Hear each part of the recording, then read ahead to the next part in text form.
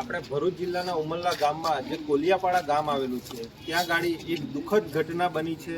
એ ખૂબ જ શરમજનક અને દયનીય ઘટના છે। આજે એક 11 થી 12 વર્ષનો છોકરો જે ચોથા ધોરણમાં ભણતો હતો એ છોકરાને આજે દીપડા દ્વારા જે માનવભક્ષી જે દીપડાઓ છે એ દરેક વિસ્તારોમાં ટ્રાઇબલ વિસ્તારોમાં ફરી રહ્યા છે। વારંવાર જિલ્લા પ્રશાસન હોય, વહીવટી તંત્ર હોય કે ફોરેસ્ટ વિભાગ હોય એમને રજૂઆતો કરીએ છીએ, પણ તેમ છતાં પણ એમના પેટનું પાણી હલતું નથી।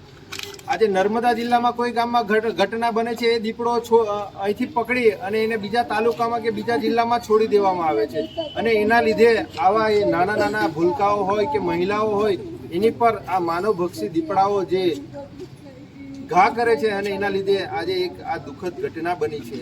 આજે અહીંયા સરકારમાં બેઠેલા ઘણા બધા નેતાઓ હોય, પણ એ નેતાઓ પણ આ બાબતે જે જિલ્લા સંકલનની મીટિંગ હોય છે કે એમાં એ કોઈ પણ જાતની રજૂઆત નથી કરતા। કોઈ પણ જાતના જે અધિકારીઓ છે ફોરેસ્ટ કર્મચારીઓના એ લોકોને કોઈ પણ જાતનું દબાણ નથી આપતા અને એ લોકોને કોઈ પણ જાતનો ન્યાય આજ દિન સુધી મળતો નથી।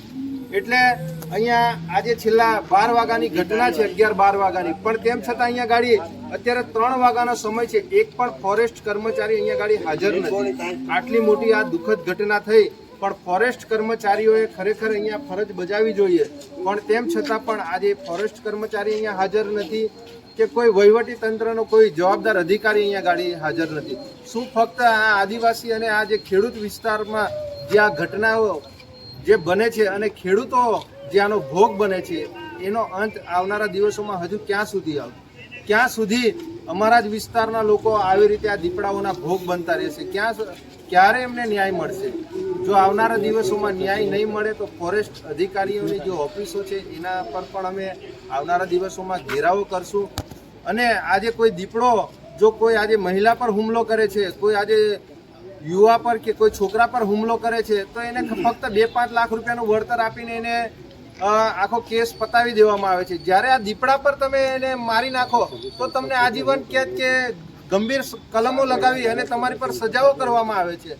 તો અમે ફોરેસ્ટ અધિકારીને અને સરકારમાં બેઠેલા નેતાઓને પણ અમે કહેવા માંગીએ છીએ કે આવા જે આ માનવભક્ષી દીપડાઓ છે એ લોકોને પકડી અને એ લોકોને એન્કાઉન્ટર કરી અથવા તો એમને મારી નાખવા જોઈએ, કે જેથી કરીને આવી ખેડૂતો પર અથવા તો આવા ગરીબ પરિવારો પર આવો હુમલો ના થાય। ધારાસભ્ય અને સાંસદ સભ્ય શું કરે છે?